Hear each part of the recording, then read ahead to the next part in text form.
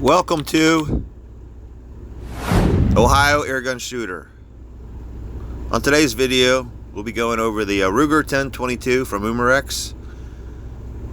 It's a 177 caliber CO2 multi-shot air rifle, and it is fully licensed by Ruger. The Ruger 1022 air rifle is an exact one-to-one replica of the Ruger 1022 rimfire 22 caliber rifle.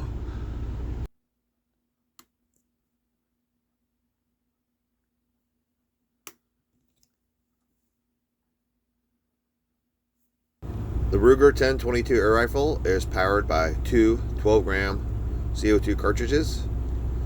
Here on the back of the box are some of the specifications.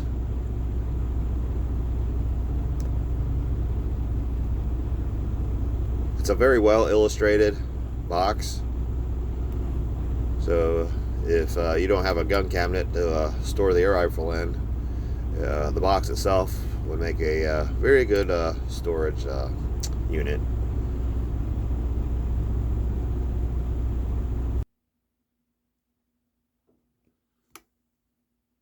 It does have a fully rifled barrel, and it is a 10-shot repeater. It shoots these 10-round rotary magazines, similar to the Crosman 1077. It claims to shoot up to 700 feet per second with alloy pellets. And that's what we're going to do today. We'll take it out of the box and we'll do some velocity testing. No target testing. I'm just going to do some velocity testing of a few different pellets, see what kind of numbers we can get. But as you can see here, it does have a synthetic stock. The frame, the action and frame and barrel are metal. It's a very nice quality plastic polymer. One thing that Umarex does and use is very good quality plastics. A little bit of styrofoam here on the front sight blade, but there is a little dot on there, as you can see. No fiber optics. The rear sight just flips down if you want to put a scope on it, or for storage. Also has a little dot. The receiver is drill and tapped. There's no scope rail, so you'd have to install one. But the grip and forearm have nice checkering. There's a trigger. It has a cross bolt safety. To the left for fire, and then back to the right for safe.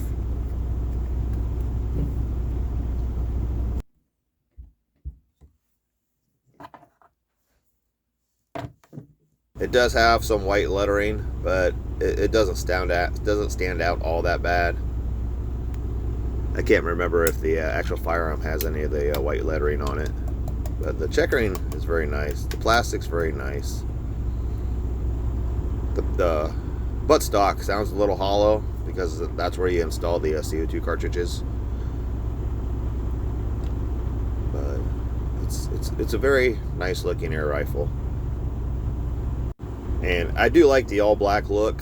I prefer wood and blued, but an all black look sporter style air rifle does have a nice look to it. Now to remove the 10-shot round magazine, you just pull this lever forward and it just pops out with your finger. There's a little groove you can stick your finger in and it pops right out. The 10-round magazine just fits inside this little unit here. It's just a little lever you pull back and it pops right out, so you can load up your pellets.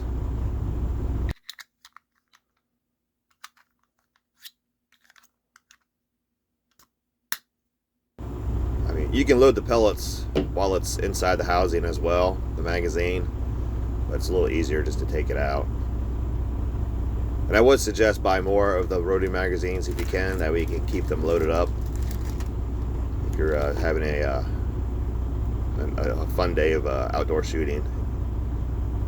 Now this is the 1077 Crosman 1077 magazine.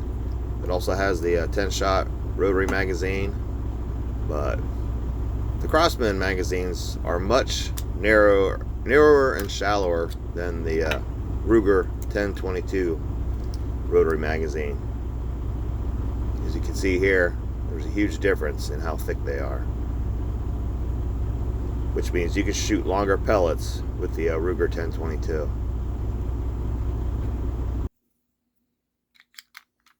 Yeah, one of the problems that I had with the Crosman 1077 is any pellets that were like pointed or domed tend to stick out the front. So you pretty much had to just shoot wad cutters, flat nose pellets through the Crosman 1022. Otherwise, it would jam up on you.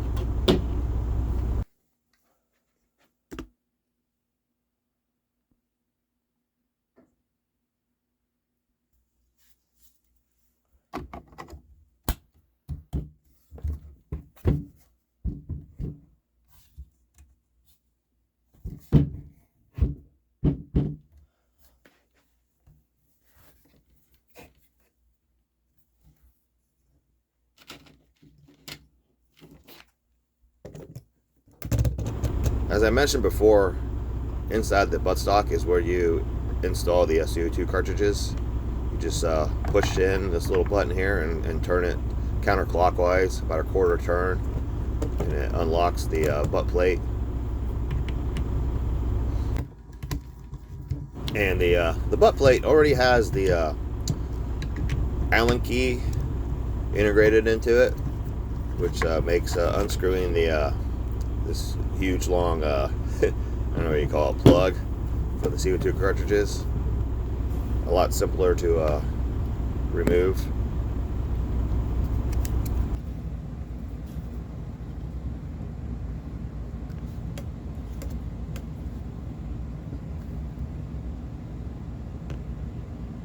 Just a quick little look down the CO2 compartment area.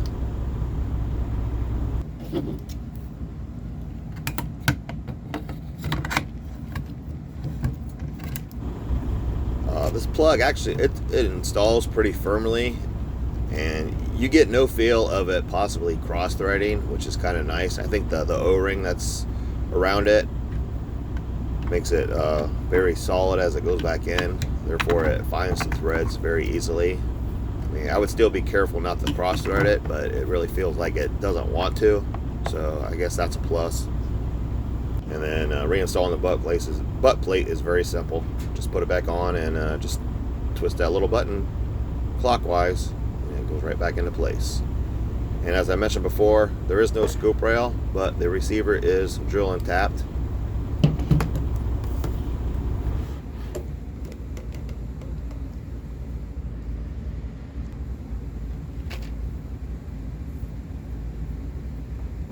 And it's supposed to be an exact match for the 1022 actual firearm. So you can buy any off-the-shelf scope rail, tactical mount, etc. for the Ruger 1022. It should line up perfectly. I haven't installed it yet because I kind of like the look without a scope.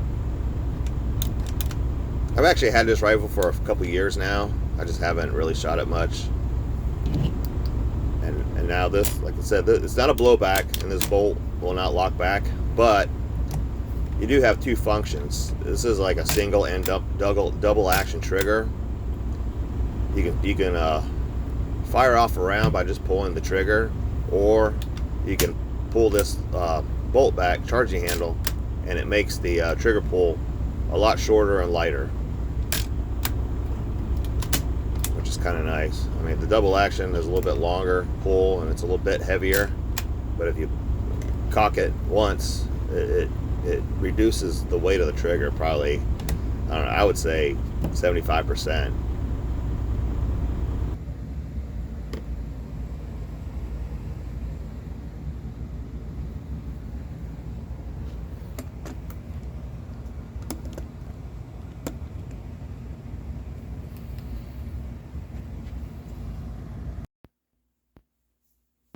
Like I mentioned, we're going to just do some velocity testing today with, I chose 3 different pellets, but we're going to start by using some Umarex brand 12 gram CO2 cartridges. with a drop of pellet gun oil by Crosman.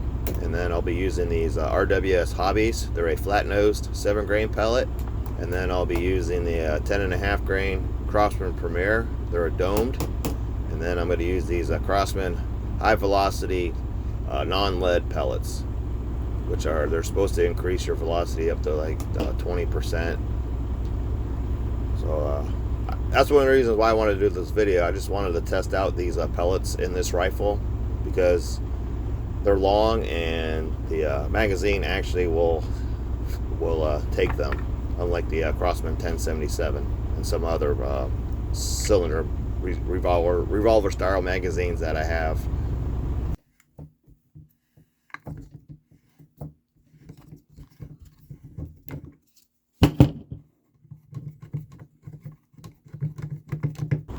Now when you first get this air rifle, if you just purchase it, what I like to do is put some pellet gun oil or some silicone oil around the threads and the O-ring here, because it comes from the factory dry, and you can drop a, put a drop or two right there on that piercing pin, because it does take two 12-gram CO2 cartridges, one with the tip inward and then the second one with the tip outward. Now if you don't want to use two full ones, you can use one full one and one empty. What I do is I'll take an unpierced one and I'll put it in first, and then take the one that's already been pierced and slide it in last. As always, I like to put a single drop of Crosman pellet gun oil, or any type of silicone oil would probably work. So you put that one down, tip first, and then put the other one tip out, and then just reinstall your plug here. Again, it slides in very nicely, very tight, so it just doesn't feel like it it wants to cross thread, but I would still be careful. And just twist it down to where it's tight, and probably give it about another half a turn, and it should pierce. I really like the integrated tool. There's no chance of ever losing it.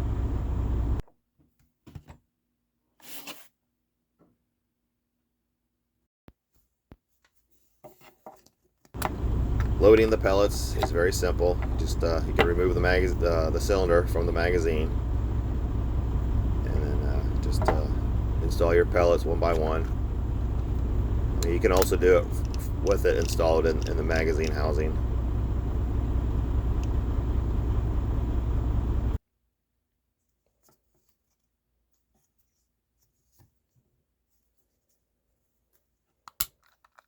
I only have the one magazine so far. I haven't purchased any. When I first got the rifle, I don't think they had any in stock, so I just never got around to doing so. But I'm first going to load up these RWS Hobbies. They're stated at 7 grains, but I did weigh them and they do fall a bit under. So I just lay the cylinder face down with the indexing teeth facing upwards, and then I just insert each pellet.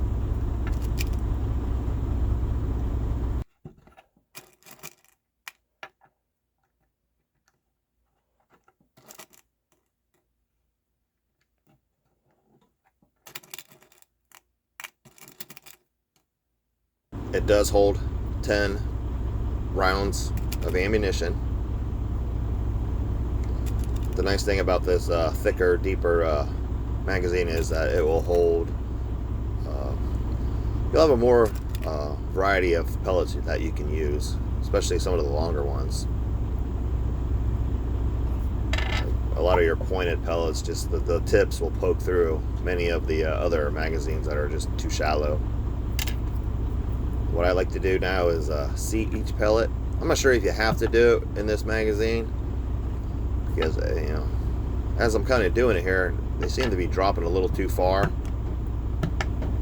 But let me see what happens here. I'll seat them all and see what it feels like.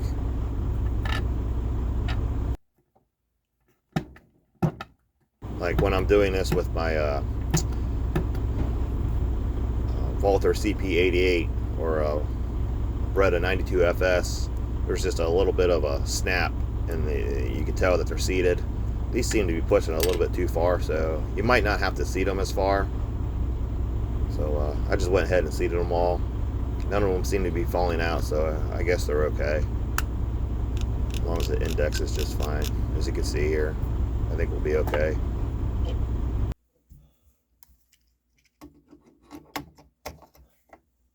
So here we got 10 rounds of the RWS Hobbies loaded up and installed in the gun. I do have the CO2 cartridge already in, and I'm going to be using this it's Ballistics Precision. It's a pretty much a generic brand, Chinese made chronograph that I recently got, and so far it seems to be working just fine. It takes 4 AA batteries, and once you turn it on, it shows that FPS. You just hold down the mode button here, and it should start blinking, or you push it and then depress it, and it should blink, and that's when it tells you that you're ready for feet per second. I do have it installed on this old camera tripod that I actually found this in the garbage, the trash, and I cleaned it up, and I use it quite a bit. So it's a pretty good find, and it works perfectly for this chronograph. Now I'm going to be shooting by pulling the charging handle back. So basically I'll be doing single action mode. And the first shot came in at 583.8 feet per second. Second shot's at 579. Camera's a little blurry here. Let me see if I can get a little better focus. Might be too close. There we go.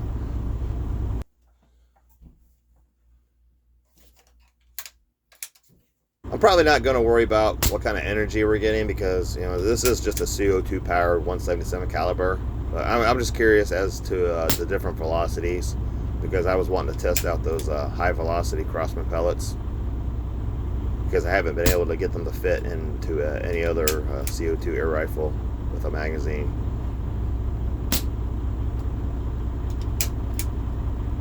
So far with the RWS Hobbies, I mean, we're shooting in the mid to upper 500s. I mean, that one's down to 528. I mean, a lot of that's due to the CO2 cooling effect.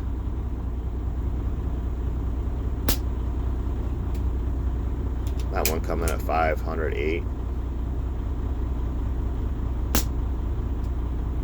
And that one drops down to 469. Now I am just using one CO2 cartridge. I probably should have just loaded both, since I'd be shooting 3 different types of pellets. But I just wanted to use one to see what kind, how many shots we can get and at what velocities. Next, we'll be using the Crossman Premiers. These are the 10.5 grain. I believe they weigh a little bit more, because I have weighed them. And again, I'll be shooting this by pulling the bolt back and firing in single action mode. And this is on the same CO2 cartridge, after I let it sit for about 5 minutes while I reloaded the magazine. Again, we're already up, we're in the upper 400s. Now we're down to 448. Another 448.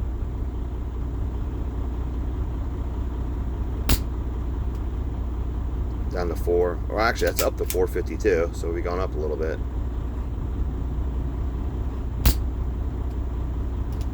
446, 445,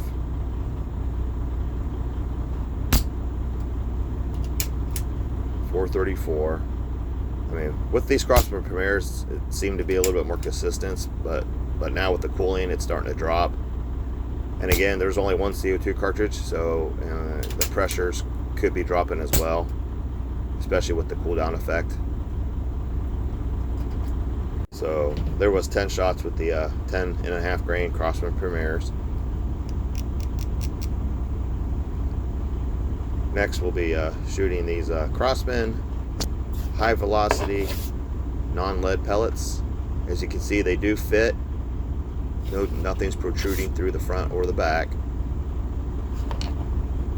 So they should index just fine. Unlike the Craftsman 1077 magazine, they would, definitely be protruding through the front, as with the CP88 style magazines. So it seems to be indexing just fine. Again, these are the Craftsman high velocity. They're supposed to increase your velocity 20%. Now, they're claimed at 5.4 grains, but I did weigh them, and they were coming in between the 5.7 and 5.9 grain. So the difference in the weight will affect the velocity number. You'll shoot one lighter one heavier one. So I mean, that will affect the velocity of what speed you get. So include that in with the cooldown effect. I mean, with the CO2, I mean, that's going to raise and lower your velocities as you shoot. Unless you wait like a minute or two between each shot and try to get a more consistent string of shots. So that was the first shot. This is a fresh CO2, by the way, and that one came at 623 feet per second, and then that one down to 615. So I mean, we're nowhere near the claimed 700 feet per second. So I might have to try to find a lighter pellet. Now my room temperature is 70 degrees Fahrenheit. So say you're shooting outside and it's 80 degrees, I'm sure the velocity numbers will go up because of the rise in temperature. But indoors here, it's only 70 degrees Fahrenheit. And again, I'm shooting in the single action mode by just pulling back the charging handle and then squeezing the trigger. So we've already went from 623 down to now 567. Again, this is with the lead-free Craftsman pellets. I mean, velocity has increased, but again, it's nowhere near the claimed 700 feet per second. Now I reloaded 10 more rounds of the Craftsman lead-free high velocity pellets, and now I'm going to shoot these in double action mode by just pulling the trigger back and see if that has any effect on a difference in velocity. Maybe we'll get some higher numbers. Maybe the hammer fall onto the valve might be a little bit heavier, but we'll see. There also has been about a 10 to 15 minute gap between when I finished shooting the first 10 rounds to what I'm going to do now, because I had to reload them, and I just kind of let the gun warm up for about 10-15 minutes. So we'll see if that even affects our velocity at all. Again, it's still 70 degrees Fahrenheit. I just went up and checked the thermostat. So the first shot in double action came in at 623. So that's at 602. Another 602. 581. I mean, we started out a little bit more consistent, but now it's dropping again. 582. I mean, you got the first shot at 623, and then the second two shots were about the same. Now these last three were about the same. So with the double action pull, it seems to be a little bit more consistent velocity wise. That's at 575, 571. So it definitely seems to be more consistent with the double action pull of the triggers. That's down to 551. I mean, here we go, probably with the cooldown effect. But you're getting more steadier numbers, more, like at least groups of 2 and 3 with the double action pull. So I would definitely say the double action has a little bit more consistency than the single action. So there's some shooting with the Ruger 1077 from Umarex. Just wanted to do some velocity numbers with a variety of different pellets. I mostly wanted to test out those Craftsman high velocities because they actually fit in this magazine. So I was curious to do that. Thank you for watching. Please like and subscribe.